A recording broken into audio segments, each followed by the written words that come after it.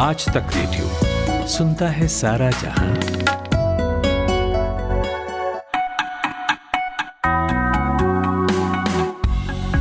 Hello, good morning. 30 जून शुक्रवार, इस महीने का आखिरी आज का दिन पॉडकास्ट है ये। मैं हूं खुशबू कुमार। राज्य के किसी मंत्री को क्या राज्यपाल बर्खास्त कर सकते हैं? तमिलनाडु के गवर्नर साहब ने कल वहां के मंत्री सेंथिल बालाजी को पहले तो बर्खास्त कर दिया और फिर अपने ही फैसले पर 4 घंटे बाद रोक लगा दी। राज्यपाल के ऑफिस की किस तरह इससे फजीहत हुई है, सबसे पहले आज पॉडकास्ट में इसी की बात करेंगे। छत्तीसगढ़ के बाद कांग्रेस राजस्थान में भी क्या कोई ठोस सुलह करा पाएगी? सचिन पायलट दोबारा उप मुख्यमंत्री बनेंगे या कहानी में कुछ ट्विस्ट भी है? और आखिर में कैलाश पर्वत की बात, क्या बगैर तिब्बत जाए हिंदुस्तान ही से अब हम पर्वत का दर्शन कर पाएंगे? इन सब पर आए उससे पहले 60 सेकंड्स हेडलाइन सुनते हैं सूरज कुमार से। शुक्रिया खुशबू। अमरनाथ यात्रा कल से, यात्रियों का पहला जत्था रवाना। उत्तर पश्चिम भारत में हुई 40% ज्यादा बारिश। एमपी राजस्थान समेत 19 राज्यों में भारी बारिश का अलर्ट। तमिलनाडु गवर्नर 5 घंटे में मंत्री की बर्खास्तगी पर पलटे। जेल में बंद सेंथिल बालाजी को हटाया था। आदि पुरुष को बैन करने वाली याचिका पर आज सुनवाई। दिल्ली हाई कोर्ट में हिंदू सेना ने लगाई थी याचिका। राहुल गांधी के मणिपुर दौरे का दूसरा दिन। सिविल सोसाइटी के मेंबर्स से मिलेंगे, इजाजत मिली तो मोइंगराग भी जा सकते हैं। आम आदमी पार्टी के बाद यूनिफॉर्म सिविल कोड को उद्धव ठाकरे का सशर्त समर्थन। एनसीपी न्यूट्रल फारूक अब्दुल्ला बोले, सरकार इसके नतीजे पर ठीक से विचार कर ले।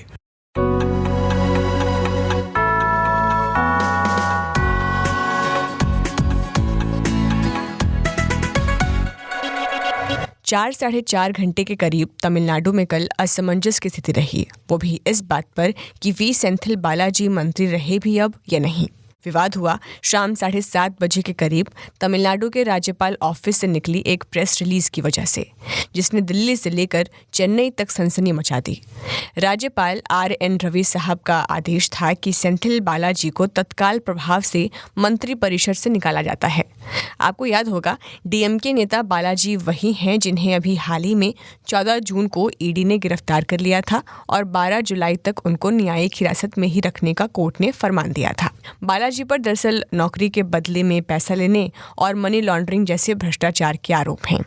ED की गिरफ्तारी के बाद राज्य के मुख्यमंत्री MK स्टालिन ने वैसे तो 15 जून को ही बालाजी से इलेक्ट्रिसिटी और दूसरे महकमे लेकर किसी और को दे दिया था, लेकिन मंत्री बगैर किसी पोर्टफोलियो के भी उन्हें बनाए रखा। इधर राज्यपाल का ये तर्क था कि जांच उनके मंत्री बने रहने से प्रभावित हो रही है, इसीलिए वो मंत्री पद से बालाजी को बर्खास्त कर रहे हैं। हाय तौबा मचा।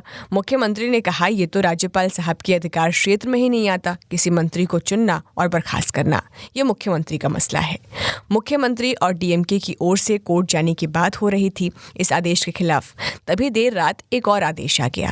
इसमें सेंथिल बालाजी के बर्खास्तगी पर रोक लगा दी गई।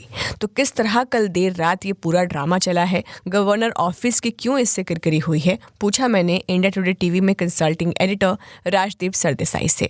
देखिए, जिस तरह से पहले एक मंत्री को बर्खास्त किया जाता है गवर्नर के हवाले, राजभवन के हवाले, बगैर मुख्यमंत्री को बताए, केवल एक प्रेस रिलीज के जरिए, ये प्राइमा फेसी गैर संवैधानिक था। जितने भी वकीलों से हमने बात की है, उन्होंने हमसे कहा कि कोई ऐसी कोई पावर नहीं है, ऐसी कोई ताकत नहीं है किसी राज्यपाल में कि वो किसी मंत्री को तुरंत बगैर मुख्यमंत्री से बात किए हुए उसे बर्खास्त करे। अब इसके 2-2.5 घंटे बाद जो होता है वो इस बात का साफ प्रमाण है कि कहीं ना कहीं गवर्नर ने पहले एक्शन लिया, बाद में सोचा कि ये गैर संवैधानिक है या नहीं।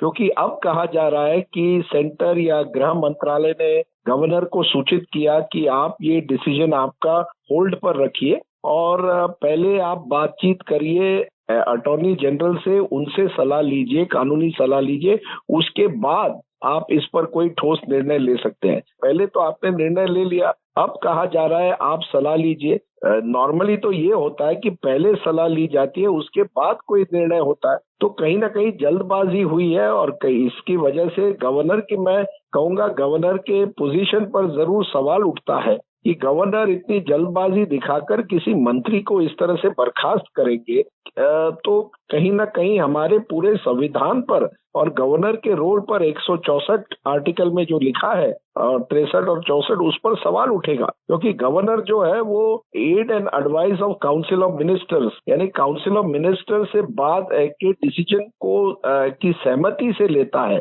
अपने आप इस तरह से अगर गवर्नर डिसीजन लेने लगे तो ऐसा लगता है कि मुख्यमंत्री की जरूरत ही नहीं है किसी राज्य में। हाँ, अगर आपको लगे कि मुख्यमंत्री कोई ऐसी चीज कर रहे हैं, किसी को प्रोटेक्ट कर रहे हैं, किसी मंत्री जिस पर भ्रष्टाचार के आरोप है उसको प्रोटेक्ट कर रहे हैं, तो जरूर आप कोर्ट जा सकते हैं। लेकिन किसी को मंत्री को बर्खास्त करने की मुझे नहीं लगता आपके पास वो पावर है। राजदीप जी, गवर्नर ऑफिस के फजूल इस्तेमाल के आरोपों पर अक्सर ये काउंटर आता रहता है कि अभी तो मंत्री बर्खास्त हुए हैं, कांग्रेस के ज़माने में तो सरकार तक बर्खास्त कर दी जाती थी।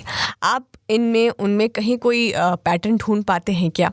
देखिए, जब इंदिरा गांधी प्रधानमंत्री थी तब कई सरकारों को बर्खास्त किया गया था, प्रेसिडेंट्स रूल लगाया गया था और आर्टिकल 356 का गैर इस्तेमाल किया गया था और तब गवर्नर के रोल पर भी सवाल उठा था। इसके बाद सुप्रीम कोर्ट ने बोमई जजमेंट में साफ कहा कि अगर आप किसी सरकार को बर्खास्त कर रहे हैं तो पहले उसे फ्लोर ऑफ द असेंबली यानी विधानसभा में एक फ्लोर टेस्ट होगी, उसके बाद ही आप बर्खास्त कर सकते हैं। राजभवन में ये निर्णय नहीं हो सकता कि क्या सरकार के पास बहुमत है या नहीं। इसके बाद कुछ न कुछ इसके बाद बहुत मुश्किल हुआ किसी गवर्नर को अपनी पावर का गैर इस्तेमाल करना, जो इंदिरा गांधी के जमाने में होता था। तब जैसे मैंने कहा सरकारें बर्खास्त होती थी, अब मंत्रियों को बर्खास्त किया जाता है। देखिए, अगर कोई मंत्री भ्रष्ट है तो उसे कानूनी प्रक्रिया के जरिए आपको उसको कन्विक्ट करना पड़ेगा। हाँ, ये भी है, सवाल है कि मुख्यमंत्री क्या ऐसे मंत्री को अपने कैबिनेट में रखेंगे जो जेल में है। ये भी सवाल मुख्यमंत्री स्टालिन से किया जा सकता है। लेकिन राजभवन में ये सब निर्णय होंगे तो फिर जो अनइलेक्टेड है, जिसे चुना नहीं गया है, ऐसे व्यक्ति अगर इस तरह के निर्णय लेने लगे तो इसका मतलब है कि मुख्यमंत्री की जरूरत ही नहीं है, गवर्नर ही सब ताकतें गवर्नर के पास ही रहेगी। तो ये बहुत ही दुर्भाग्यपूर्ण है, क्योंकि गवर्नर और राजभवन का गैर इस्तेमाल पहले किया गया, इसका मतलब नहीं है कि वो आज भी इसी तरह से होना चाहिए। बहुत बहुत शुक्रिया राजदीप सरदेसाई।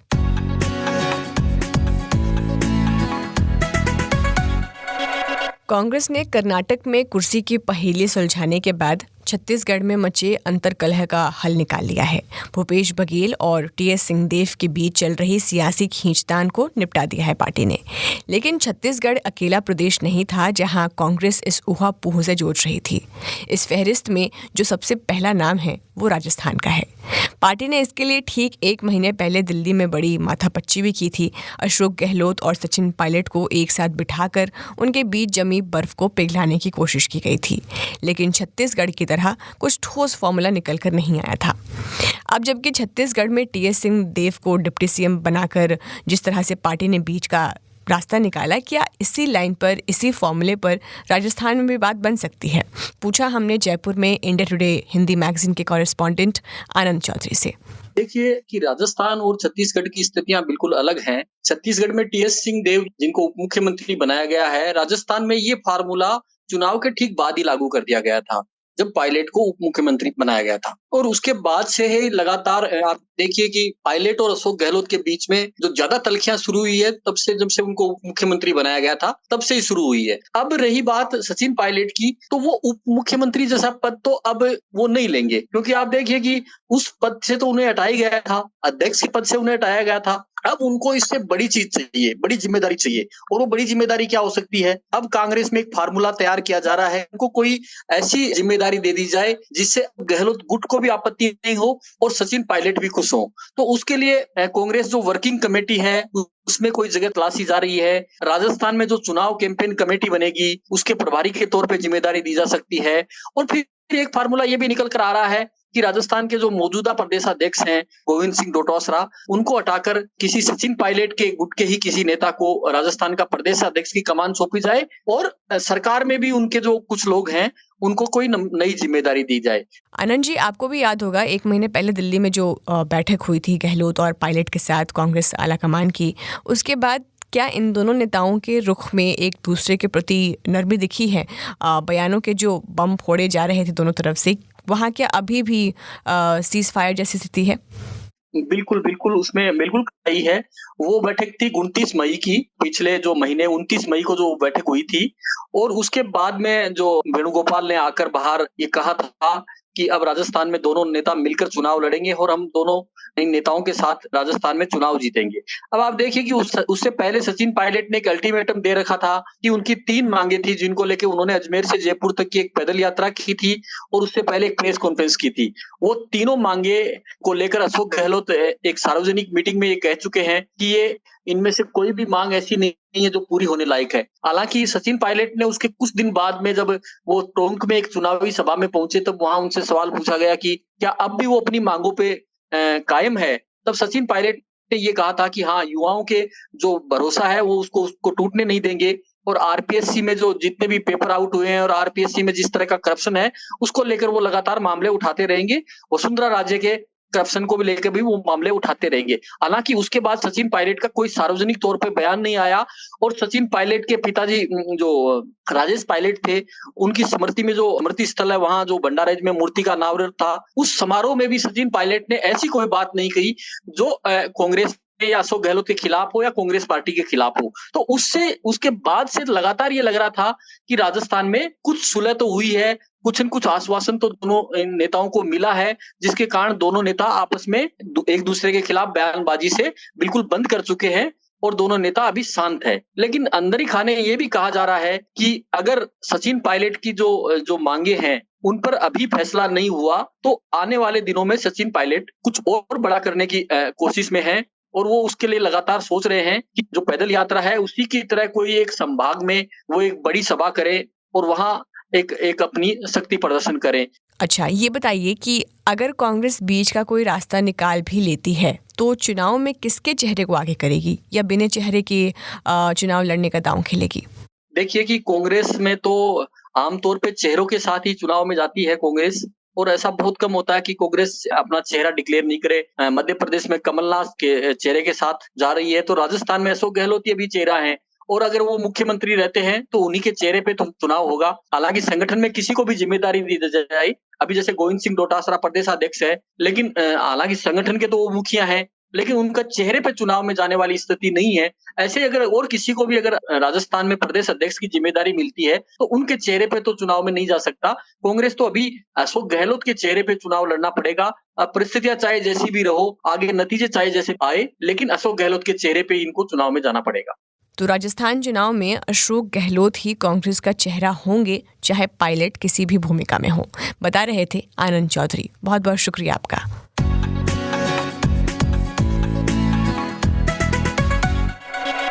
और अब कैलाश पर्वत की बात। फिलहाल यहाँ दर्शन के लिए चीन के कब्जे वाले तिब्बत से जाना पड़ता था और ये भी कैलाश मानसरोवर वाली यात्रा साल 2019 में आखिरी दफ़ा हुई थी। उसके बाद पहले कोरोना के कारण और फिर बाद में भारी बर्फबारी की वजह से यात्रा रोक दी गई। लेकिन अब संभव है कि इन कठिनाइयों से इतर दर्शन भारत से ही होने लगे।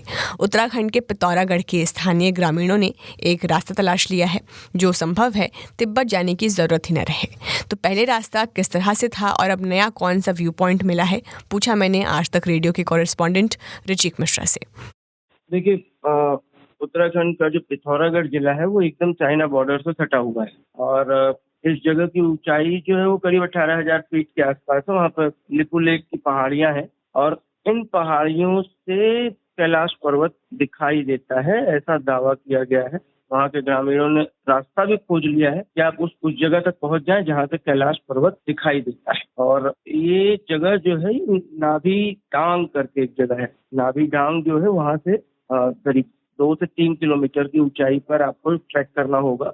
वहाँ से आपको पर्वत है ये दिखाई पड़ेगा। धारचूला और बूढ़ी के रास्ते होते हुए नाभी डांग जाया जाता है और 2-3 किलोमीटर का ट्रैक होता है, वो ज्यादा नहीं है। लेकिन ये है कि वो जो 2-3 किलोमीटर का ट्रैक है वो बनाया जाएगा। और इसके पहले का जो रास्ता था वो 3 थे। पहले लिपू लेक दर्रा था उत्तराखंड का, दूसरा नाथुला दर्रा था सिक्किम का और तीसरा काठमांडू का रास्ता था। तीनों रास्तों से कैलाश जाने के लिए करीब 14 से 21 दिन लगते थे। अब उत्तराखंड से है तो मान के चलिए आप हफ्ते भर में ये दर्शन हो जाएगा। ऋषिक, इसको प्रैक्टिकली शुरू होने में कितना वक्त लग सकता है और चुनौतियां क्या हैं? देखिए, ये प्रैक्टिकली शुरू होने में ये तो सरकार की दृढ़ जो इच्छा शक्ति है उस पर डिपेंड करता है, वो कितनी जल्दी इसको बनवा देते हैं। अगर रास्ता जल्दी बनवा देंगे तो 2-3 किलोमीटर का ट्रैक बनाने में बहुत ज्यादा समय नहीं लगता है, हार्डली 6 महीना लगेगा। तो मान लीजिए ये ठंड आप छोड़ दें इस सर्दियों का सीजन, तो अगले गर्मियों के सीजन में या जो 4 धाम की यात्रा शुरू होती है बारिश में, तो उस समय ये खोला जा सकता है बना करके, इससे ज्यादा समय लगेगा नहीं। बहुत बहुत शुक्रिया ऋषिक मिश्रा।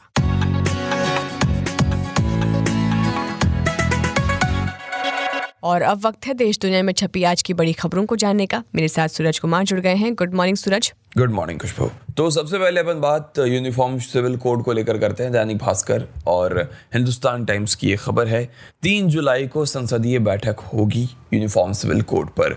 लॉ कमीशन को भी बुलाया गया है, सभी की राय मांगी जाएगी। पार्टियों का क्या पक्ष है, तो उस पर आम आदमी पार्टी तो उसके साथ आई गई है। इसके साथ उद्धव ठाकरे वाली शिवसेना गुट भी यूसीसी के समर्थन में है। एनसीपी न्यूट्रल है, उसने कहा है कि पहले ड्राफ्ट आ जाए उसके बाद हम बात करेंगे।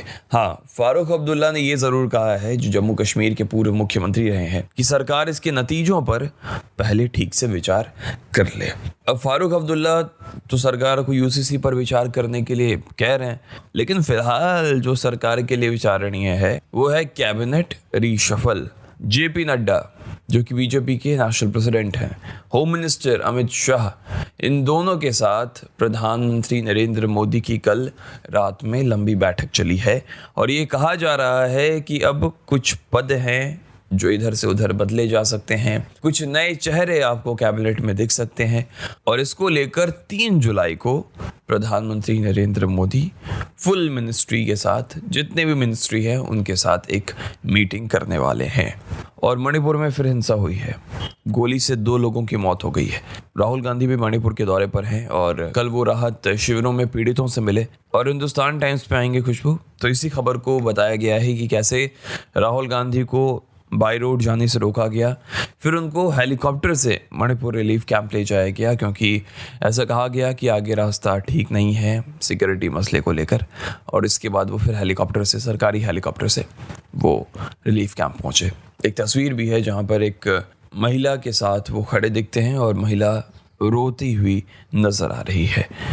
और कल तमिलनाडु में बहुत ड्रामा हुआ है। सेंथिल बालाजी जो कि ऊर्जा मंत्री हैं, जिन पर मनी लॉन्ड्रिंग के केस चल रहे हैं, उनको कल एलजी ने वहाँ से बर्खास्त कर दिया, लेकिन 4 से 5 घंटे में जो अपना ऑर्डर था उसको वापस ले लिया। और इसके बाद जो राजनीति हो रही है ना, सीधा तमिलनाडु सरकार बोल रही है हम तो जाएंगे अब कोर्ट, अब आपको जो करना है करो, आप कैसे किसी को हटा सकते हो मंत्री पद से, राज्यपाल के पास क्या इतने पावर्स हैं। तो इन सब को लेकर आज का दिन में बहुत अच्छी बातचीत हुई है, आपको वो सुनी चाहिए, सारा डाउट क्लियर हो जाएगा। जनसत्ता अखबार का पहला पन्ना में पढ़ रही थी, जिस नीचे में एक खबर है, जीएसटी को लागू हुए 6 साल पूरे हो चुके हैं और अब जो 1.5 लाख करोड़ रुपए का मासिक राजस्व है वो एक तरीके से सामान्य हो चुका है। लेकिन इसी के साथ ही धोखाधड़ी के नए तरीके भी जो हैं वो चुनौती बन रहे हैं। तो जुलाई 2017 में जीएसटी लागू होने के बाद से अखबार लिखता है कि अब तक फर्जी तरीके से करीब 3 लाख करोड़ रुपए की कर चोरी होने का अनुमान है और इनमें से 1 लाख करोड़ रुपए से जो ज़्यादा कर चोरी है वो पिछले ही वित्त वर्ष 2022-23 में की गई है। जी खुशबू, और जनसत्ता की खबर है कि गुजरात में बारिश से 4 लोगों की मौत हो गई है। चमोली में बद्रीनाथ नेशनल हाईवे जो है वो बंद हो गया है। दिल्ली समेत उत्तर पश्चिम भारत में बारिश के कारण क्या हुआ है कि तापमान में गिरावट आई है। और मध्य प्रदेश के स्कूलों में सावरकर की जीवनी पढ़ाई जाएगी। और कल गृह मंत्री अमित शाह पटना में थे, उन्होंने ये कहा है कि लोकसभा चुनाव में भ्रष्ट नेताओं को मुंह तोड़ जवाब मिलेगा। ये जनसत्ता की हेडलाइन है। हिंदुस्तान हिंदी ने इसे अपनी लीड स्टोरी के तौर पे छापा है और उसने ये लिखा है कि जनता तय करे पीएम मोदी होंगे या राहुल होंगे, ये बात उन्होंने कही। इसके अलावा कानून व्यवस्था के मुद्दे पर उन्होंने राज्य सरकार को घेरा कि कैसे महागठबंधन के साथ चले जाने के बाद जो कानून व्यवस्था है वो बिगड़ गई है। बीजेपी के साथ जब थी तब बिहार की जो कानून व्यवस्था थी वो ठीक थी, अभी 1-1.5 साल पहले। बहरहाल शिवसेना उद्धव गुट का प्रदर्शन हो रहा है। उसने बीएमसी पर यह आरोप लगाया है कि उसने $53 बिलियन का स्कैम किया है। $53 बिलियन का, जोड़ते जोड़ते थक जाइएगा महाराज। आदित्य ठाकरे इस पूरे प्रोटेस्ट को लीड कर रहे हैं और वो ये उम्मीद कर रहे हैं कि हजारों लोगों का काफिला उनके साथ जुड़ेगा और फिर वो सरकार पे दबाव बनाएंगे। और बंगाल से खबर है, बंगाल में बीजेपी कार्यकर्ता का शव उसके घर में लटका मिला है। परिजन का ये कहना है कि टीएमसी समर्थक उसे मारने की धमकी देते थे। ये सब उसी के बाद हुआ है, तो अब जो आरोप है वापस से वो टीएमसी पर ही लग रहे हैं। प्रीडेटर ड्रोन की कीमत दूसरे देशों से 27% कम में भारत को मिली है। केंद्र सरकार के अफसर का ये दावा है। कांग्रेस ने अधिक कीमत में खरीदने का आरोप लगाया है। एक बैकग्राउंड बता दें कि अमेरिका से हम 31 प्रीडेटर ड्रोन खरीद रहे हैं। और विदेशी खबरों पे आए तो एक बहुत ही इंटरेस्टिंग स्टोरी है और या कहें कि चिंता में डालने वाली स्टोरी है जो बीबीसी पे छपी है। WHO की एक रिपोर्ट है जिसमें उसने बताया है कि कोका कोला की मिठास आपको कैंसर दे सकती है, क्योंकि इसमें एस्पार्टमेंट स्वीटनर होता है जो कि आपके लिए खतरनाक है और वो कैंसर ही देता है। और खुशबू फ्रांस उबल रहा है। CNN की रिपोर्ट है जिसमें बताया गया कि फ्रांस की जो राजधानी है पेरिस, वहां पर पुलिस ने एक 17 साल के लड़के को ट्रैफिक नियमों के उल्लंघन के आरोप में गोली मार दी, जिसमें नाबालिग की मौत हो गई है। और इस घटना के बाद ही फ्रांस में हिंसा भड़क उठी है। लोग आग लगा रहे हैं, तोड़ फोड़ कर रहे हैं, बिल्डिंग को भी नहीं छोड़ रहे हैं, सरकारी बिल्डिंग्स हो कुछ हो, आग लगाओ। और पाकिस्तान का बयान आया है कि पाकिस्तान से पूछकर अमेरिका भारत को डिफेंस टेक्नोलॉजी दे, वरना इससे उसकी सुरक्षा में खतरा आएगा और मजबूरी में उसे जवाबी कार्रवाई करनी हो।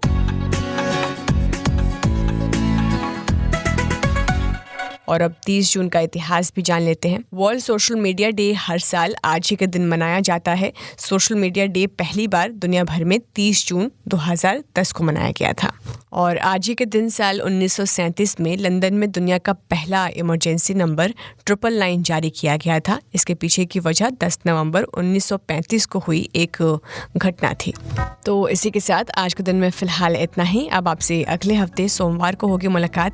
इस पॉडकास्ट को प्रोड्यूस किया है शुभम तिवारी ने। साउंड मिक्सिंग का जिम्मा था नितिन रावत के पास। खुशबू कुमार के साथ थे आप। नमस्कार।